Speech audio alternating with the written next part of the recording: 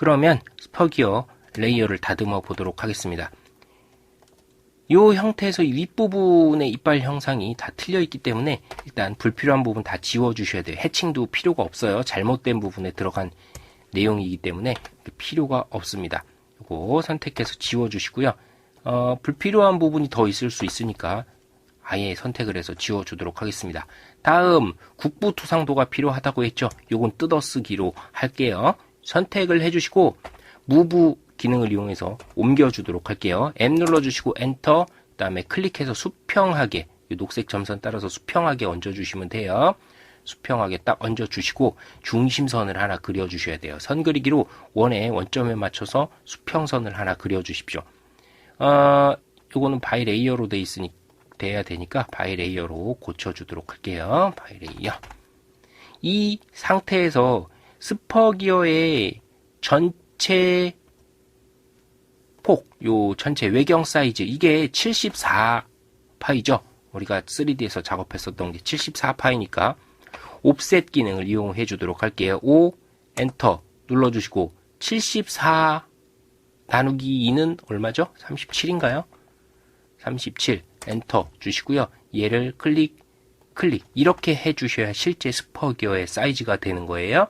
연장해 주도록 하겠습니다. 연장 눌러주시고요. 전체 선택, 스페이스바 누르시고 드래그 한 다음에 클릭, 드래그 한 다음에 클릭. 안 되면 일일이 딱 클릭 해주시면 돼요. 그 다음에 스퍼기어에 요거 C값 들어가 있는 부분이 있는데 요건 좀 이따 넣어주도록 하고요. PCD가 있어요. 피치원지름. 3D 하실 때도 알고 계시죠? 피치원지름 있어요. 그거 표시해 주셔야 되는데 외곽에서 이만큼 떨어져 있죠. 이게 뭐예요? 이 값이 뭐야? 모듈 값이죠. 모듈 값만큼 외경에서 안쪽으로 들어와 주시면 됩니다. 그럼 옵셋 얼마 주셔야 되겠어요? 모듈이 2니까 얘도 2만큼 주시면 되죠. 클릭 해주시고요. 다음 전체 이 높이는 뭐죠? 전체 이 높이는 모듈 곱하기 2.25예요. 모듈이 2니까 전체 이 높이는 2 곱하기 2.25 하니까 전체 이 높이 얼마? 4.5.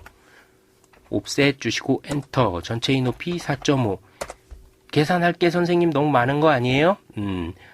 많지 않아요. 사실은 스퍼기어 거의 모듈 2로 나오기 때문에 모듈 그냥 2 외워두시면 되고 전체 이 높이 4.5 외워두시면 됩니다. 계산하고 말고가 없어요. 요 상태에서 이제 못따기 넣어주도록 하겠습니다. 기본 못따기 여기 C1 들어가죠? 요걸 넣어주는 거예요. 못따기 넣는 명령은 CAD 명령 CHA입니다. CHA 주시고 엔터. 거리를 주셔야 돼요. 못따기 1이라고 그랬으니까 그 1값을 넣어주기 위한 거리. 여기에 거리라고 있죠? D 눌러주시고 엔터. 그리고 가로폭 1, 세로폭 1 이런 식으로 하면 못따기 1값이 되는 거예요. 이제 이 사각형으로 돼 있죠. 아이콘 모양이. 아이콘이 아니지. 마우스의 커서 모양이 사각형으로 돼 있는 상태에서 클릭. 또 스페이스바 누르면 명령 반복이에요. 클릭 해주시고 밑에 내려와서도 스페이스바 누르고 클릭.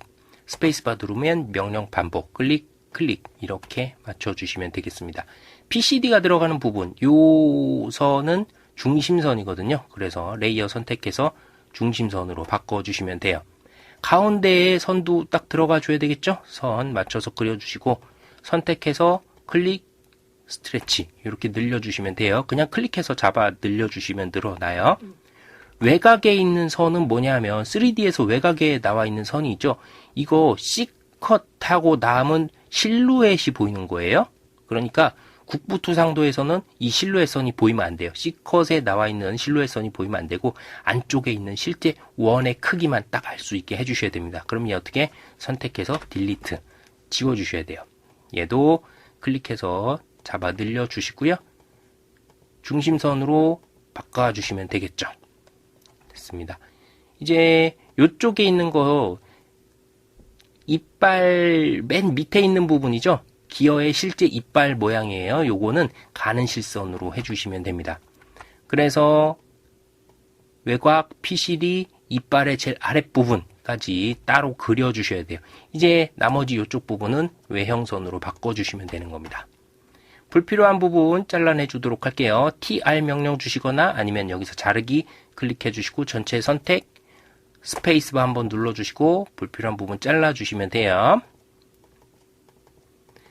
잘라주시면 되고 이쪽은 지금 바로 잘라주면 안 되니까 다시 스페이스바 눌러서 선택하시고 불필요한 부분 여기 선택이 안 됐구나. 재선택해서 중간 부분만 딱 끊어주도록 하겠습니다. 이제 해치 넣어주도록 하겠습니다. H 명령 주시고 엔터. 안시 31번만 사용할 수 있다 그랬어요. 해치 넣어주시고요.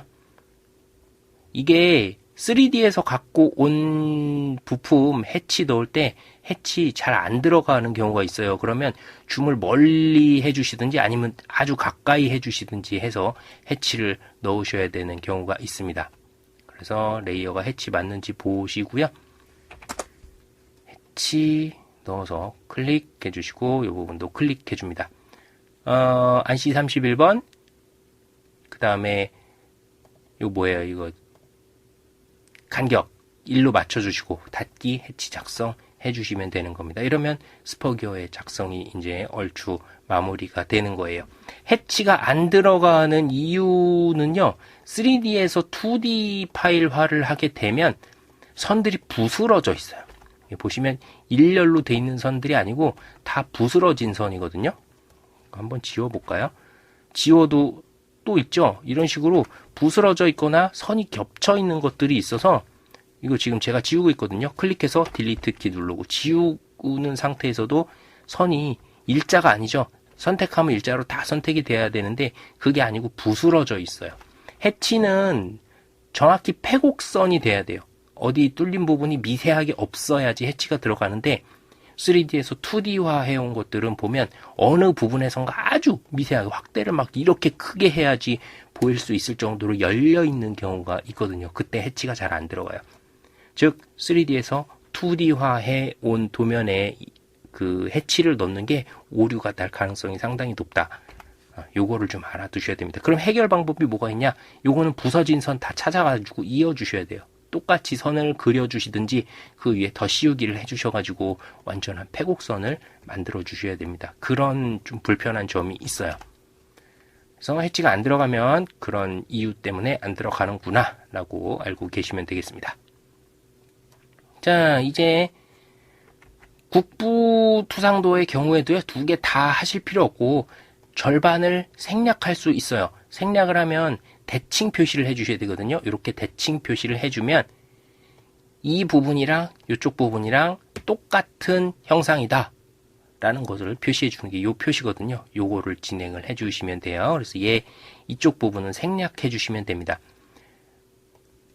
정면도가 여기 있으면요, 항상 이쪽을 남겨두셔야 돼요. 중심선 기준으로 오른쪽에 걸 남겨주시고 왼쪽에 걸 지우시는 겁니다. 그래서 요 반대로 지우시지 않도록 그거 주의해 주셔야 돼요. 항상 이쪽에 걸 남겨줘야 된다. 요걸 알고 계시면 되겠어요. 트림 기능으로 트림 해주시고요. 불필요한 부분 잘라주시고 또 나머지 있는 부스러기는 선택해서 딜리트 키 눌러주시면 되죠. 그 다음에 이쪽 있는 선들은 외형선으로 바꿔주시면 되겠죠.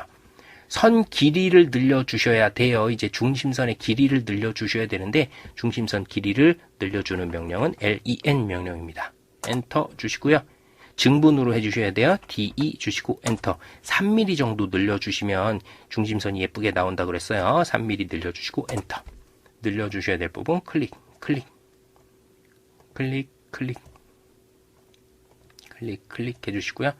이 부분도 클릭, 클릭. 윗부분은 대칭선 넣어야 된다 그랬었죠. 대칭선을 넣어야 되기 때문에 5mm 정도 빠져나오는 게 좋거든요. len 명령 주시고 DE 엔터 5mm 주시고 클릭 클릭 해주시면 돼요. 중심선이 제대로 잘 안 보이는 거는 중심선 축적 때문에 그렇거든요. 그래서 만약에 잘 안 보인다 그러면 이걸 선택을 해주시고 우클릭 특성 눌러주시면 선 종류 축적이라고 있어요. 중심선의 선 종류 축적. 얘를 0.5나 혹은 0.8 이 정도로 줄여주시면 중심선이 제대로 표현되는 것을 확인하실 수가 있을 겁니다. 필요한 투상도 다 그려진 거죠? 이제 대칭 표시를 그려봐 주도록 할게요. 사각형 그리기 아이콘 클릭해 줍니다. 렉탱글 클릭을 해주시고요. 아무데나 여기 클릭을 해서 사각형 모양이 나올 수 있게끔 이 상태로만 만들어 주세요. 이제 키보드로 골뱅이 눌러주시고 3 쉼표하고 1 눌러주시고 엔터 쳐주시면 됩니다. 얘를 전체 선택해서 영문자 X 눌러서 깨주도록 할게요. 일단 사각형을 그려주면 이게 객체가 하나로 묶여지거든요. 근데 X를 하게 되면, 선택해서 이걸 X로 하게 되면 객체가 하나하나로 다 분리되는 거예요. 폭파되는 거거든요. 골뱅이는 절대좌표가 아니라 상대좌표거든요. 아무데나 찍어서 시작한 데서 X쪽으로 3만큼 가고 위쪽 Y쪽으로는 1만큼 가라, 이 얘기입니다.